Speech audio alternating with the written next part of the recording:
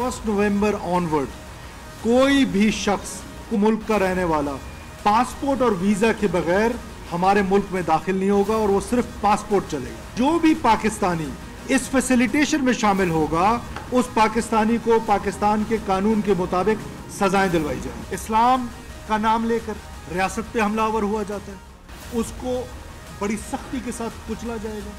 हम किसी ऐसे जत्थे को प्रमोट नहीं होने देंगे इस पाकिस्तान में और किसी को उन पर अपनी अक़लियतियों पर हमलावर होने नहीं देंगे। अब गैर कानूनी मुकीम गैर मुल्कियों के लिए कोई गुंजाइश नहीं। 1 नवंबर तक पाकिस्तान छोड़ दें, हुकूमत की डेडलाइन।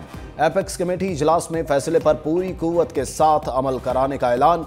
तफसीलात बताते हुए निगरान वज़ीर दाखिला सरफराज बुगटी ने कहा, गैर कानूनी मुकीम गैर मुल्की डेडलाइन तक अपने असासे बेचकर वतन वापसी के पाबंद होंगे।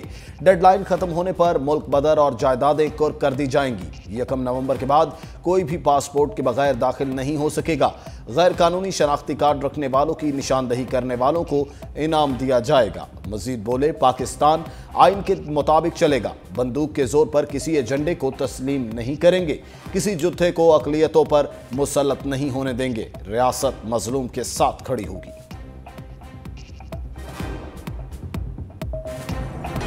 सिपा सलार की सरहद पार बैठे दुश्मन पर लफ्जी स्ट्राइक। अल्लामा इकबाल का शेर पढ़कर दो टोक वार्निंग। कहा, ना समझोगे तो मिट जाओगे हिंदुस्तान वालों, तुम्हारी दास्तां भी ना होगी दास्तानों में। एपेक्स कमेटी इजलास में army chief general Asim Munir ने कहा, रियासत की रिट कायम करने के लिए हर हद तक जाएंगे। किसी भी मुल्क या किसी भी पॉलिसी से ज्यादा पाकिस्तानी कौम मुकद्दम। मसाइल का सामना करने के लिए हमें खड़ा होना होगा। उसके अलावा पाकिस्तान के पास कोई रास्ता नहीं। पाकिस्तान के पास एक ही ऑप्शन है और वो ये कि हमें इन चैलेंजेस से निमटना है। इजलास से पहले निगरान वज़ीर आज़म इनवारुल हक काकड़ और army chief general Asim Munir के दरमियान अलहदगी में मुलाकात। अभी तक हमें जनवरी से लेकर अभी तक हम पर 24 सुसाइड बॉम्बिंग्स हुई हैं। 24 सुसाइड बॉम्बिंग्स। उस 24 में से 14 बॉम्बिंग्स जो हैं वो अफगान नेशनल्स ने किए हैं। अफगानी लोग थे जिन्होंने हम पर हमला किया है। भाईचारे का नाजायज फायदा उठाने वालों की हकीकत खुल गई। निगरान वज़ीर दाखिला सरफराज बुगटी ने आदाद शुमार सामने रख दिए। कहा, हंगू में 12 रबीउल अव्वल का दहशतगर्द हमला भी अफगानी ने किया। जनवरी से अब तक 24 खुदकुश हमले हो चुके, 14 अफगानी शहरियों ने किए। दहशतगर्दी के बेशतर वाकयात भी अफगान शहरी मुलव्विस। पाकिस्तान वाहिद मुल्क है जहां गैर मुल्की पासपोर्ट के बगैर भी आ सकते हैं। स्मगलिंग और ज़ख़ीरा अंदोज़ी की रोकथाम के लिए चेक पोस्टें बना दी। शनाख्ती कार्ड के इजरा में बहुत ज़्यादा बेकायदगियाँ हैं। गैर मुल्कियों की शनाख्त के लिए DNA टेस्ट होंगे। वज़ारत दाखिला और कौमी सलामती ने गैर कानूनी अफगानियों का डाटा इकट्ठा कर लिया। मुल्क बदरी के लिए तालिबान हुकूमत का दबाव मुस्तरद।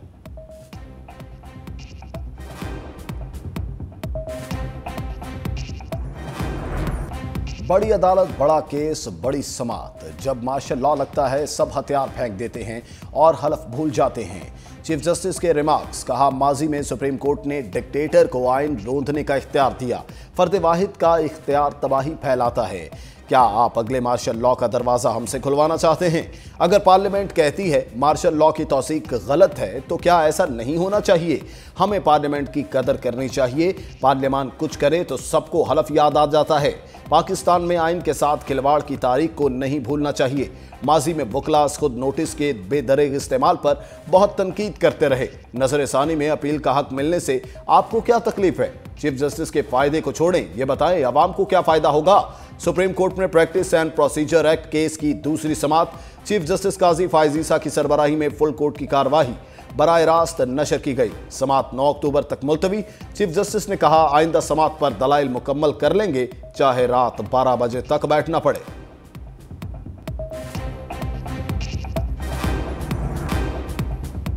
इवन फील्ड का मकीन मुतहरिक लंदन में नवाज शरीफ से शाहिद खाकान अब्बासी की मुलाकात। मुल्की अमूर पर तबादला ख्याल। मीडिया से गुफ्तगू में शाहिद खाकान बोले, इंसाफ का तकाजा है नवाज शरीफ से ज्यादतियों का अजाला किया जाए। वापसी से मुतल्लिक मुशावरत में शामिल नहीं था। मैं इस्तेकबाल का कायल नहीं। पार्टी के किसी लीडर पर कोई तहफ़्फ़ुज़ात नहीं। 9 मई वाक़यात में मुलविस अफराद के खिलाफ कार्रवाई हुकूमत की जिम्मेदारी है। नून लीग जीती तो वज़ारत उज़्मा का फैसला पार्टी करेगी।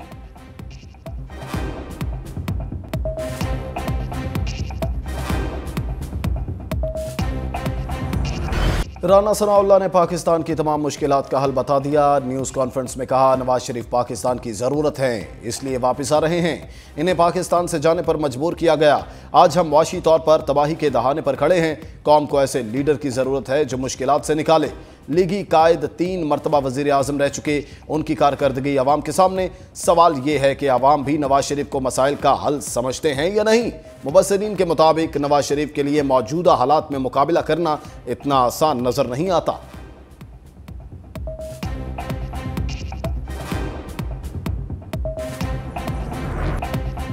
नवाज शरीफ चौथी बार वज़ीर आज़म बनने आ रहे हैं। ख्वाजा आसिफ का बड़ा दावा, सियालकोट में तंजीमी इजलास, सारा अफजल तारड़ और मुकामी क़यादत की शिरकत। साबिक वज़ीर दिफा ने कहा, मुशर्रफ दौर में नवाज शरीफ जिला वतनी से वापस आए, लेकिन इन्हें डीपोर्ट कर दिया गया। वो मार्शल लॉ का दौर था। 2018 में अपनी बेटी के हमरा वतन वापस आए। लीगी कायद को पता था उन्हें गिरफ्तार होना है। नवाज शरीफ की वापसी की तारीख खत्मी है। जैसे जैसे 21 अक्टूबर की तारीख करीब आ रही है, कारकुनों में जोश व जज्बा बढ़ रहा है। हल्का बंदियां मुकम्मल हो चुकी, इंतखाबात जनवरी में होंगे।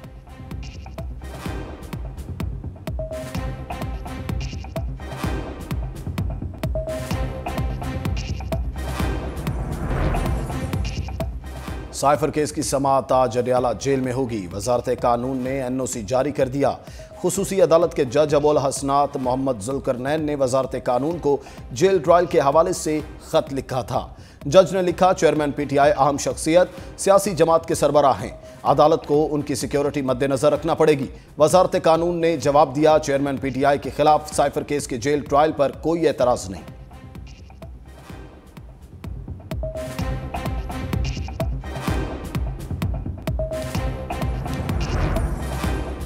चेयरमैन तहरीक इंसाफ की जान को खतरा, बुशरा बीबी की दरखास्त समाअत के लिए मुकर्रर। सिक्योरिटी से मुतल्लिक दरखास्त पर रजिस्ट्रार ऑफिस के एतराज़ात खत्म। Chief justice Islamabad high court ने दरखास्त पर समाअत 5 अक्टूबर को मुकर्रर कर दी। 19 करोड़ पाउंड करप्शन और तोशाखाना केस में अदम पैरवी पर दरखास्त जमानत खारिज करने के खिलाफ दायर दरखास्तों पर आज समाअत। चेयरमैनशिप से हटाने के लिए इलेक्शन कमीशन में केस की समाअत 10 अक्टूबर को होगी। PTI को इंतखाबी निशान अलॉट करने से रोकने के लिए दरखास्त पर इलेक्शन कमीशन 11 अक्टूबर को समाअत करेगा।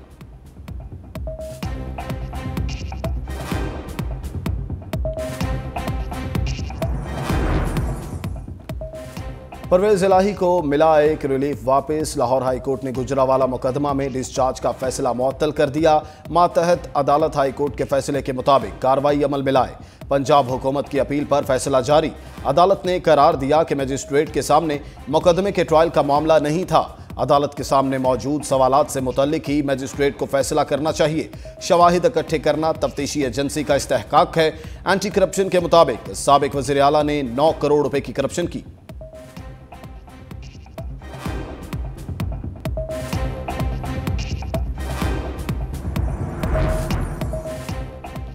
लेस्को की अनोखी मंतक, 30% से ज्यादा लॉसेज वाले फीडर्स पर बिजली 12 घंटे बंद रखने का फैसला।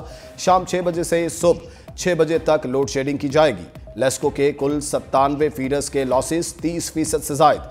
बिजली चोरी में कसूर पहले नंबर पर, 75 फीडर्स पर लॉसेस 30% से ज्यादा।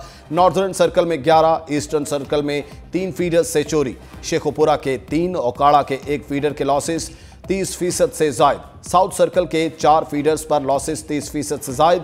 बिल पूरा अदा करने वाले सार्फिन का क्या कसूर, शहरियों ने सवालात उठा दिए। बिजली चोरी बापड़ा वाले खुद करवा रहे हैं, लेकिन बिल हम लोग पे करते हैं। अवाम को इस तरह से इन लोगों ने पिस दी है ना कि बंदा उठ नहीं रहा। कोई उम्मीद नहीं है चोरों से, कोई उम्मीद ना है, ना कर सकते, ना कोई उम्मीद रखते हैं। मोबाइल सिम्स की दोबारा तस्दीक की तैयारी कर लें। सरकारी ज़राए के मुताबिक मल्टी फिंगर्स वेक्शन सिस्टम के तहत सिम्स की तस्दीक की जाएगी। दस्तावेजात के मुताबिक अब तक 80,624 मोबाइल सिम्स ब्लॉक की गई। 45 लाख गैर फाल सिम्स को भी ब्लॉक किया गया। 8,619 रिटेलर्स और 95 फ्रेंचाइज के खिलाफ कार्रवाई।